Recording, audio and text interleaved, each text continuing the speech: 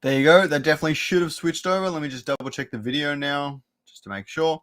All right, we should be all good. The microphone should have switched over okay. Anyways, welcome to the stream. I hope you guys are going to have a really good one. We've got some really interesting topics today. There are a bunch of leaks, things pertaining to daily active players, future plans for onboarding different people into the game, arena rewards, the updated Illuvium website, ideas for Illuvium Zero and things like that, which I'm really loving. A bunch of things around blueprints that you guys should definitely get to know, and a bunch of really good community discussion that has been happening lately. There is a lot to cover. Tomorrow, I just wanted to remind you all that I do have the Fang report that I put out every single week, every single month, sorry. I have one coming out tomorrow. So I'm really looking forward to putting that together, putting it out. If you guys have any ideas for the sorts of topics you would like to see in tomorrow's article for the Fang report, please let me know. It might have a little bit of arena content in there, but it will mostly be blueprints, future of Illuvium, and things like that, which I know many of you guys will really enjoy. So without further ado, let's jump into my favorite leak of the entire week and maybe of the past 6 months. As many of you might have noticed, this here says OW Sword 3 hits combo A. Okay, and we have some leaks later that actually talk about this sort of thing. I'm going to have some really fun speculation. I know you guys are pumped for that. Again, give me some ideas on future things you'd like to see from me as well. But this is a 3-hit combination for the overworld. This is not for the arena. This is for the overworld. I do not know what you're going to use it on, so do not ask me. I have a feeling that it won't be on alluvials. It might be on those plants Grant has discussed, but based on some things Aaron has said, I think it actually might be on NPCs. It might be on random AI characters that will attack you while you're exploring the overworld, or attack you if you anger them. I'm not exactly sure how they're going to set it up. It is going to be very hack and slashy from far as I can tell. I doubt it's going to be an extremely difficult game or anything like that, but it does look very cool. They've got a really great animation. Imagine when you've got all the effects. Imagine when all the swords, I think that's the beauty of all this, right? Is that they've actually built 5 different lines of weapons, 5 different affinities for each, and then varying strengths for all of them. And that might not seem like much on the surface, but they've got all this equipment to add that in so you can actually start using it in the overworld. The back-end code for shoot here and shoot there is not that bad since they've already got these shooting mechanics in the overworld, right? So it's really exciting that they've got all this equipment, they've got all this stuff, and now they're adding it into the game, and I think that's really, really sick. I'm very much looking forward to it. So we'll take a look at the other ones. The 2 hits combo. It's probably depending on how much you hit the keys on the keyboard, maybe. I don't know when the combos would actually change. Next up, we've got these leaks up here, which are pretty cool. But these one in particular are really fun to watch. We've got Monkia, the 3 different Monkia animations. I'm really loving that one where he's jumping on his hand and everything. You could say they all have really different personalities. So even though they all look really similar, at least compared to something like a fiery line or a ramfire line, I think they all feel really unique. They're not as much of a Lynx or a T0. They really are 3 different alluvials, even though their appearance doesn't shift heaps as they evolve. Although it does shift quite a bit, as you'll start to notice. But I really love that render. I hope that's not the full rendered out version. But it's a little bit hard to tell with some of these things, and they probably down render it. They probably give us 1080p when they've rendered it out at 4K or something when they actually give it to us. So I'm not exactly sure how that's set up, but yeah. I have quite a few people watching on Twitter. Hello from YouTube and everywhere else. Thank you for tuning in. The next one I've actually got is the internals of the ship. Some people are saying they hoped it would look bigger and things like that. I don't really have an opinion either way. I think it looks great. I think it looks really interesting. At the same time, until it's rendered out, it's really hard to see what it's actually going to look like. So I'm not really giving it a whole lot of thought. That's all. So I think it's going to be fine. I wouldn't overthink it. And next we look into these beautiful rocks. They're actually really cool. I think these are actually really starting to like shape up. I don't know why they keep upgrading them, but they are going to be some of the primary resources of Illuvium. And if they're going to be spinning in things in 3D and stuff like that, I think it's going to be really good to have them ready, especially as we move forward with future games and things like that. I think they look sick, and I think it's important that they look good. I wouldn't have mind waiting for them to look good until after open beta, but I still think it is important at some point that they look good. We'll jump through here. Okay. Whoops. All right. So now we've got some of the deeper leaks inside the Discord. Firstly, Nick says that the daily active users for Illuvium Arena is in the thousands. Personally, I'm surprised it's in the thousands. Like maybe 1,000 seems very possible. 2,000 is hard for me to come to grips with. But I mean, if Nick says it's true, then it's probably true. He's spoken with the council. He's looked at the actual daily active players that they have on the back end. I know they have a few ways to see the data, and there's a few like some of the data shows things differently. So they're not sure exactly how many daily active players they have. But it does range between there. They're pretty close. There's not like a crazy discrepancy. All right. Next up, we've got this. Nick, they're addressing the Illuvium Arena being inaccessible in a few really key ways. Firstly, in-game tutorials. This is very important. Improved UX, UI, and tooltips. Also very powerful. I think the tutorials are more important than that, but I think it'll help. Actually, I don't think it'll help that much. It's definitely better having it than not having it, but I just don't think it'll help all that much. A requirement to have played X casual games prior to unlocking ranked.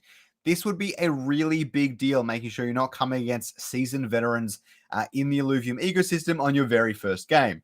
At the same time, eventually you are going to come into them, and I don't think it's going to make a whole big difference. Refined to starting rating will be an improvement, but it's very short-lived. Those people that are going to play 20 games before they jump in with the big dogs, I don't think they're actually going to have learnt anything from those 20 games. You've got to fix that hurdle, and keeping them in different queues is actually going to negatively impact fixing that hurdle, because they're going to be playing against players that are really easy. They're like, I know how to play the game. Then they're going to come against someone who knows how to play the game, and they're going to get thrashed either way, maybe even worse. A separate matchmaking queue for new players. Same issue as I just said. S-Job, we're not doing that in my chat today. Okay, so on that note, someone did point it out. I can't remember who it was. It might have been Mega Ratty. I'm sorry if I've forgotten who it was. Someone did mention a really interesting idea, and that was to have something like chess puzzles.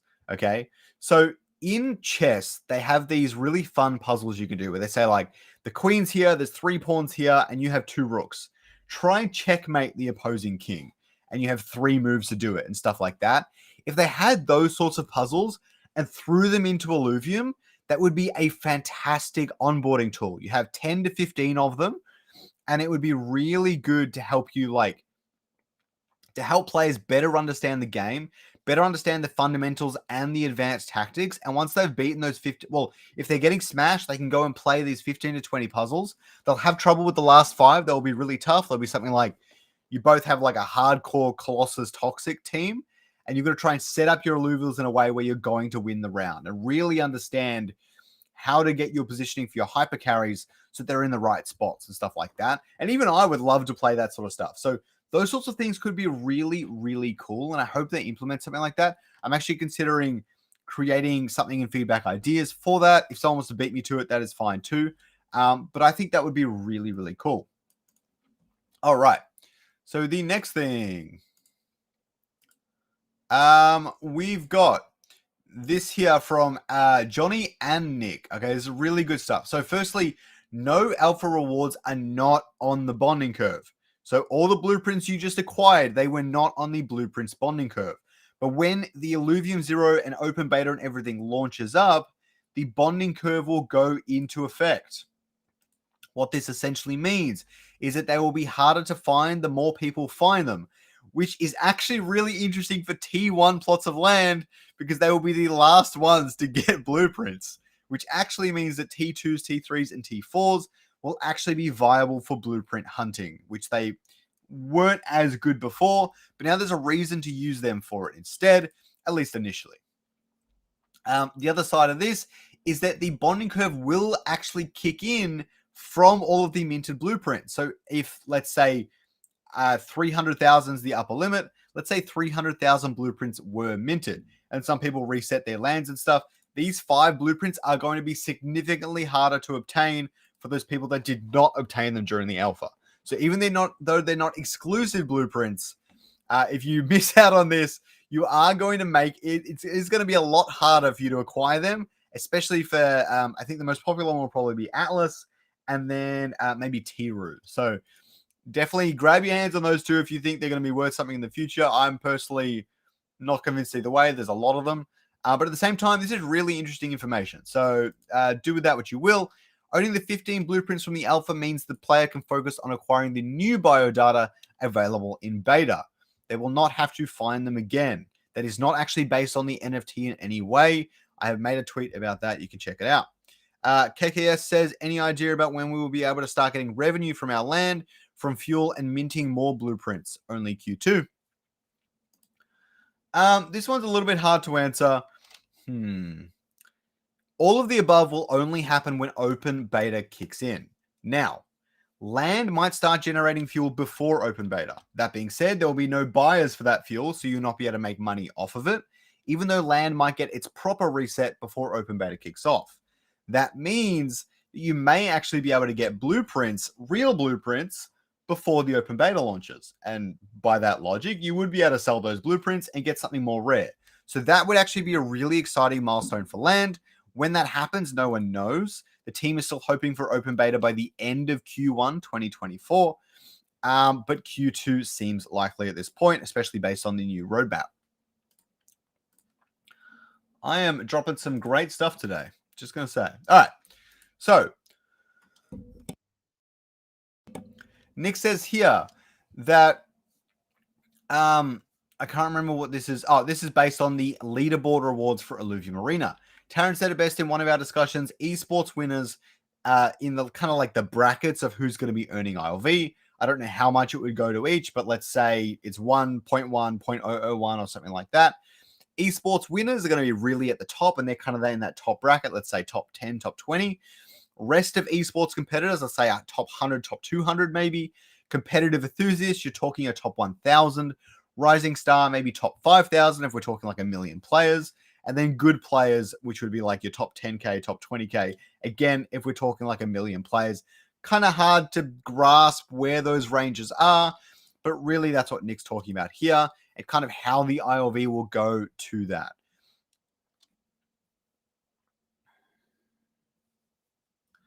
SJAD loves hearing his right. Don't be saying that, George. Don't be saying that. All right. Nick, yes, sir, the Illuvium website is going to be significantly improved currently with the front end team. The most exciting part about this is that each product will have its own dedicated site and nav, including governance. I'm surprised governance is getting its own, but I guess you kind of have to. You can't lump it in with Overworld, right? And he's very excited for this. I have actually seen sneak previews of this. I'm not going to lie to you guys. I did give them a little bit, quite a bit of feedback on some of this sort of stuff, which was ages ago. I'm actually, I don't know how far along they are with the website or anything like that, but it looked really, really good. And some of the new changes to the recent website were things that I saw on that. The overall flow was completely different, so that's unrelated. But some of those changes were related to that. So you can think of the recent changes to the website as being a little bit of a sneak preview. No problem, TSG. How's it going, man? TSG slacking, S-Judd says. Yeah, I mean, he's got more important Illuvium stuff to do. I don't matter to him. Okay, anyways. He knows I'm kidding. So Johnny says here and clarifies some things for blueprints. Minting does not delete the blueprint from your databanks. This is very, very important. You have to manually decide to remove the data. I don't know how easy or hard that's going to be, but I do know that if you transfer the plot to a different wallet, even after open beta, all of your biodata will be wiped. Your structures will not be after open beta, but your biodata will be wiped. So that will be one way to reset them. And he's trying to buy BPs. He actually bought some off me. Once it is an NFT, is not attached to zero anymore. And I really like his analogy here, so I'm going to read it word for word, okay? Because I think it's a really awesome analogy. Arena emotes, I have no idea, but I do believe it will be before open beta.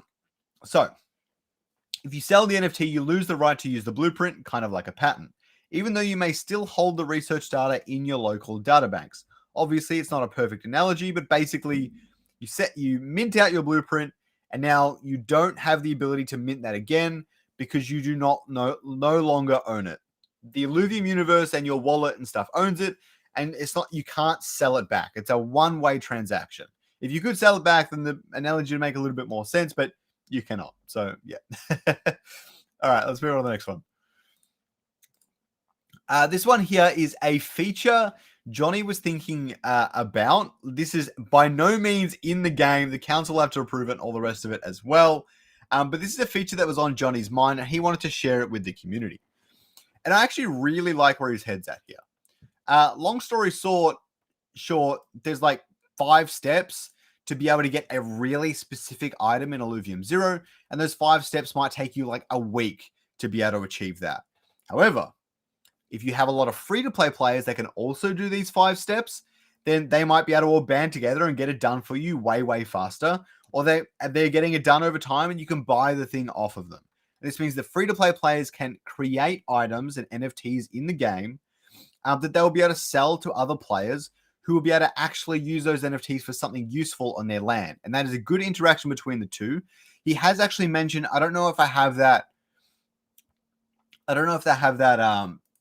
that thing he said in the chat, but apparently Illuvium 0 has surprised him and many others of the team on how often people play it and how frequently people play it.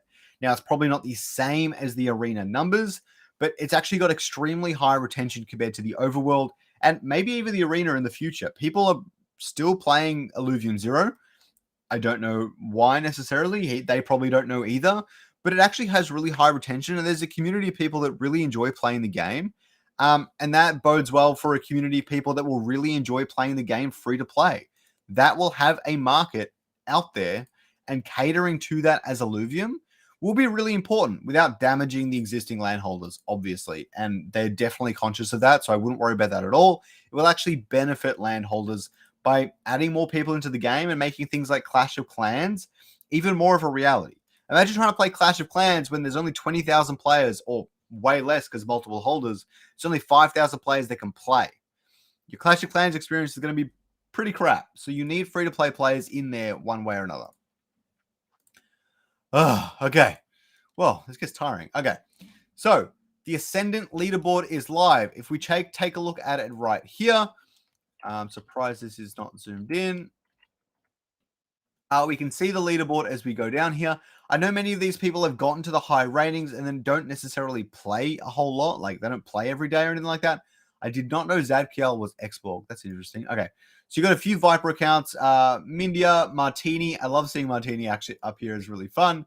A few Zadkiel, a few Web3 gaming accounts. Nitro, S-Jard, Hetbun Hey. Zod making it up there. I've seen him in gold quite a few times, so I'm glad he made it up. Ligeron, Nefer, so a lot of names that now I do not recognize. Obviously, Spartus and Whitey I do recognize. Sambu. There's quite a few people up here. There's quite a few people playing the game that we don't see every single day in the community, which is really interesting to see. And you can keep scrolling and try and find out where you are on the leaderboard. I'm like low gold 3, so I'm probably like top 300 or 400. I'm not entirely sure. Or I just dropped out of it. I've been meaning to play another game soon. Yeah, I just dropped out of it. And I would be, there you go, 398. I'm top 400. I dropped a few points just before. I was going to be a lot higher. But yes, leaderboard's up. I think if you scroll to the very bottom, there's like 10K people or something like that. I can't remember. SJ will probably correct me in the chat. If he does, what he says is probably right. He would know better on this one. Okay. Next up, we've got the Illuvium 0 Mint. Very, very simple. I made a video on this. Basically, you will go into the game. You will go on the blueprint section. You can use a transducer, material labs, or whatever to go into the blueprint section. And you'll have a little mint button. Hit that little mint button. There's a few things you need to consider. Okay. Number 1, the minting is really weird and buggy at the moment. It's actually working pretty well, but it seems buggy at the moment. You'll click the mint button, it'll say mint in progress, and some of them will either say invalid or you click it again, it'll say invalid. Wait 4 to 6 hours before contacting support. I had this on all my plots, and eventually they just went through. They are being checked by the back-end server, but the server's checking thousands and thousands of people's plots at one time, so they need to check it all. So it is being checked, it is working through it. If you don't receive in 48 hours or 24 hours, then contact support and go through everything. They have some stuff and announcements that is all pinned in the Illuvium Zero chat. You will be able to see it. Okay, next up, we've got the amount of users. I do not need to remind Esborg. Esborg really doesn't like the, not Esborg, Esjard really doesn't like this. I know that's not my job. So, Illuvium monthly active users. It is quite interesting that we've really only had the game open for December. So they are using the survival mode numbers, even though that feels a little bit weird in the grand scheme of things. It is interesting to see it jump from 500, which I'm surprised it was 500 all. I guess it was monthly actives, all the way up to 37,000. So 37,000 players have played at least one game. No, they haven't, because not. Have played at least one game of Illuvium Arena. 30% of them have played at least one ranked game of Illuvium Arena. So very, very cool. 4,000 Overworld players. Also interesting to see this increase. The Overworld is definitely more exciting now. I want to get more into it. Maybe do some streams if I have the time. So very excited for that. Illuvium Zero players has increased, which is not a surprise considering blueprints minting was coming up soon. Arena, also not a surprise, considering people were probably practicing in preparation for the survival mode. And again, this is monthly active users. And yeah. Okay. So we'll move on to this. Now we've got some really interesting community discussions. I'm not going to spend a whole lot of time on these. Most of them are pretty self-explanatory, and I want you to come up with your own thoughts and opinions, but I will share mine on each thing. Firstly, Dr. Gamer has discussed making the game more interesting. Najave says to turn it to Clash of Clans. I know that Marvia is doing this really, really well. And I think this is the logical next step for Illuvium Zero. Besides some sort of co-op rating system, the other option is definitely some sort of Clash of Clans PvP system to be added to the game. And I know the team has it on their radar, but getting it perfect and polished and making sure the blockchain elements work is their top priority. And then they'll probably move on to something like this, if not better, even more integration with the Illuvium Overworld to provide more genuine utility and value to Illuvium Zero. And yeah, I think Zero is a great game. I think there's definitely ways to make it more interesting, but I think it's surprisingly good. I think it's a bit underrated, to be honest, but that's just me. Okay, the next thing, Landowner Revdiz. I'm not going to scroll up on the chat here. The big thing we need to talk about is that Kieran is on board with this, but what's most important is that the scope for Illuvatars changed very, very quickly over time. Basically, for Revdiz to go to landholders, it has to be in-game purchases. Not everyone classifies Illuvium Beyond as an in-game purchase. There are actually quite a few in the community that do, Kieran included, I suppose. But really what happened was that Illuvium Beyond was initially set to be beyond the rest of Illuvium. That is literally how it got its name. But over time, Illuvium Beyond slowly got reeled in to become a part of the broader Illuvium ecosystem. And by that logic, it's slowly transitioning into more of a fully functioning game, especially if they add a CCG to it, a fully functioning game within Illuvium. And by that logic, it should be in-game, it should have in-game purchases, fuel, and all the rest of it that then goes to landholders. Now, whether this sort of stuff happens retroactively is not my preference. Whether it happens in the future, I would like to see it be purchased in fuel and just do it properly. At the same time, if people feel that they are entitled to that, and there are many that do, and not a surprisingly few people disagreeing with that, then that is what the discussion we have to have. And that's my 2 cents on it. All right. The next one. Delay the arena leaderboards. This is a really big discussion as well. I'm not going to scroll up. I'm not going to go through all of it. I think there's a lot of upvotes in this, so most people are somewhat agreeing. At the same time, we do not have the full context for the arena leaderboards to really make a judgment on if they should and shouldn't. Personally, I believe if it's an inconsequential amount of ILV being distributed, I say go for it. It'll increase daily player base, which will make the meta more interesting. It'll make the game more fun for everyone who is coming into the ecosystem, and make help Illuvium stand out in a space where everyone is giving away free shit. That is really where I stand on that whole discussion. At the same time, I definitely think making the game as fun as you possibly can and as good as you possibly can before distributing rewards also makes sense. I'm not going to die on either hill. I'm not super invested. I think if it was a really large amount of ILV planned, then waiting makes a lot of sense. Make sure the game is really competitively strong. It is pretty solid right now, but there are definitely improvements that can be made, at least to make the balance a little bit better. Although the balance is not terrible in this patch, but like you kill Blazer Knight and stuff like that. Make that a little bit better. But if it's an inconsequential amount of ILV, I couldn't care less. Let's add leaderboard rewards. Okay. And by inconsequential, I mean like 100 a week, same as Beyond. Even 200 a week, I would probably be fine with. So, yeah. Sorry about that. Okay. This one here is really interesting. I did not realize that Kieran and Nick were a fan of it, but Josh Heath says, so this initial proposal is about 100 to 1. Josh Heath says 1,000 to 1. And basically what they're talking about here is a split of the ILV tokens. So currently there are 10 million tokens. They want to say something like turn 10 million into, let's say 1 billion, right? Which would be a 1,000 from where we are. No, that would be a 100 from where we are. Turn it into 1 billion tokens. What that means is that every single token in existence would get airdropped 100 ILV tokens, so that basically everyone would have the same amount of USD, but there would be 100 times more tokens in existence. What this means is that it's a lot more accessible, or even though it's the same level of accessible, there's different perceptions and psychology that goes into this sort of stuff, where someone who's used to things like SHIB and Doge and those really dumb meme coins would be like, oh, I can buy one ILV token and I'll get a part of the ecosystem, instead of being like, one ILV token is going to cost me $100.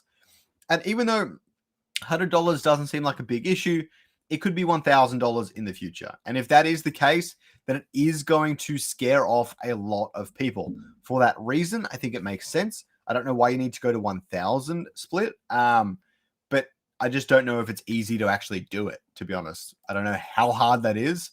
There was discussions around you might have to change the name of the token. If you have to do that, I definitely wouldn't do it. If you don't have to do that, then I'm open to it. All right. So this one was from quite some time ago, but I'm actually going to cover it because I think it's a really good chat here. And Caveman put in some suggestions for making the arena and the overworld a bit more interesting. Firstly, evolving alluvials. We're only going to go through the really big arena ones. Variable mastery point structure. Currently, everyone's got like, I play this on round 1, I play this on round 2, I play this on round 3. That's how I play every single game I play. A variable mastery point structure would be really fascinating, where you might get 80 round 1 or 120, and you both have to adapt to that situation. I think this would actually make the game more interesting and make it feel a little bit less repetitive than it currently does, especially when a meta is really defined. But at the same time, I don't think it's necessarily going to fix all of the problems in the ways that you would think, unless it's really variable. Like we're talking like 50% range. That would be insane. IMX did the same without changing the name. That's really good to hear. So maybe it's very viable. Extend late game. Having longer games would definitely make the game a little bit more interesting. I fear it would knock out a lot of the some of the meta. It'd be like, if you really extend the game out, then you lose things like 7 Fire Rogue that can try and beat someone in 4 rounds and stuff like that, and make them really bad teams to play. But you never know. I think it's a good idea in general. Starting elo should be lower. That's a given. Time banking, think like a chess clock. If you hit your thing really fast, you've got an overall timer. You both have an overall timer. If one of you runs out, you lose. When I saw this, I gave it a little bit of thought. I think this would actually have a really big impact on Illuvium. Like, if you make this shot clock really small, like I'm talking 5 minutes, the more complex your strategy is, the harder it's going to be to get all your pieces moving around, especially in the later rounds. You're going to have like a minute left, and you're going to be like, crap, I got to move like my entire board to the other side. It's going to not only make that more of a negative, you're going to be able to do it less often, but it's going to make the game a whole lot more intense and high pressure, which will cause more mistakes from either user's end. And really, the better at you are at the game, the better you will survive in that sort of environment. At the same time, if you add that, don't add it to casual play. That would be really rough. I think that would actually be a pretty cool thing. I'm surprised more people aren't talking about that. But anyways, Battle Pass. Sure, why not? I mean, as long as it's not, as long as it's generating revenue, who cares?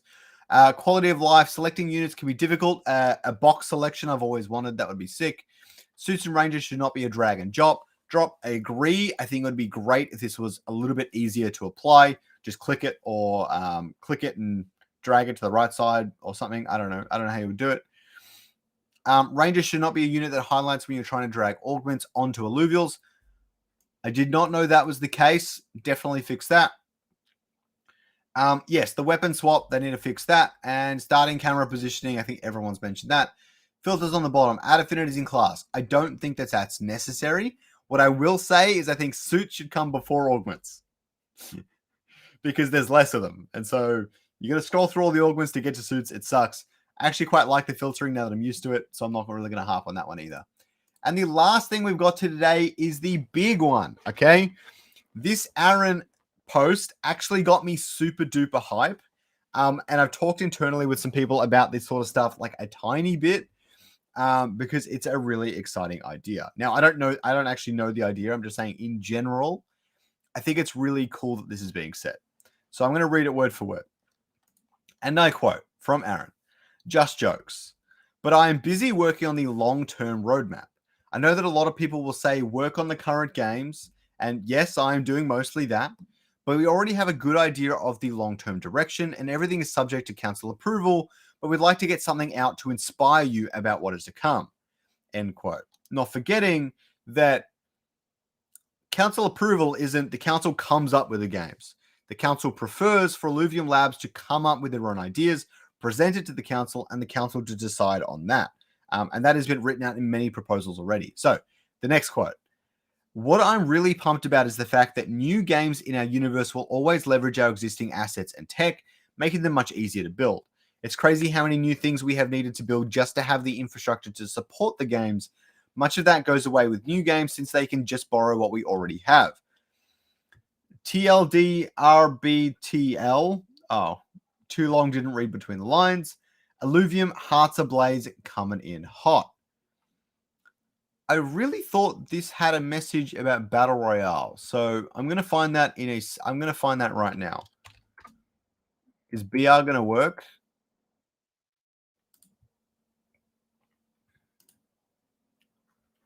I swear to God. Here we go. I found it. We're all good. Okay. Didn't talk to Aaron for all hurts my. Anyways. But I usually tell you, now what I'm saying is I don't want to leak some things, but they're pretty obvious. If you know the later on, we would very much like to make a multiplayer battle royale game. Aaron has spilled the beans right here that he would like to make a battle royale game. Now, this feeds all the way back into, if it loads, into these. Overworld animations and battle royale game. The two are linked together. Aaron did say that in another message. I don't know where that is. Basically, you're attacking something. And since they're talking so much about a battle royale game and they're keeping that in mind and stuff like that, and it relates to the updates coming to the overworld, it makes me think that you're going to have NPCs you can fight. Because that's the logical step before battle royale. It's not really alluvials. Obviously, I would like them to be in there. I wouldn't want a battle royale without the alluvials. That would feel really weird. But I don't think you're necessarily going to fight the alluvials because that's a ton of work to get alluvials into the game. Getting NPC player characters, you have all the animations and everything else already. You just need an AI for how it attacks you or chases you around or whatever it is. Very, very exciting to see. This is going to tie into a battle royale-esque thing in the distant future. But for now, you are going to have something in the overworld to attack. And I do hope it is AI NPC controlled characters. Does anyone have Yes, SJ, you're absolutely right. Genres like BR and MOBA are no-brainers, given the current gaming demographics. Also, the tech we currently possess. Battle Royale is one of the hardest part is getting the really big map, big vibrant map to play on. We have 4. Now, they're not actually really geared to Battle Royale. I would like to see them get even more stuff involved before you go down that route. But at the same time, we have a lot of the stuff built out for a Battle Royale already. You can even like find like purple, purple in Fortnite or whatever. It's like a good weapon. You could find like a stage 3 tier 5 ranger weapon or whatever and like pick that up and shoot people with it and stuff like, I don't know, it'd be cool. We have the tech for both a Battle Royale and a MOBA, which is very exciting for the future of Illuvium. How's it going, Brian, the 1998? The Battle Royale hype might be gone. I'm not really concerned about the hype. I don't think the hype will ever actually die off as long as people keep innovating on Battle Royale. For example, MOBA survived a very long time and still continues to survive. I expect Battle Royale to actually be similar. My concern is more saturation. I don't think people are going to be entering for the Battle Royale, but people that are in Web3, people that love Illuvium and the IP already, will definitely be playing the Battle Royale, and it will grow from there.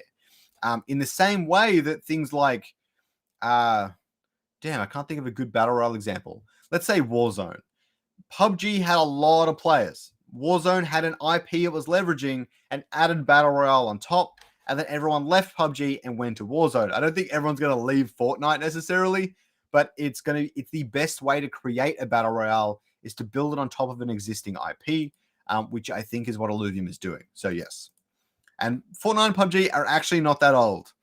They're surprisingly young games compared to some of the other games that are out there, like CSGO, World of Warcraft, Warcraft 3, StarCraft, and League of Legends. So Fortnite and PUBG are actually pretty young in the grand scheme of things, but I do think they have the staying power. So anyways, that's me wrapping up the stream. I hope you guys learned something new. I hope you guys understand Illuvium blueprints better, Battle Royale in the future, all the rest of it. This has been a really awesome stream. Thank you so much for stopping by.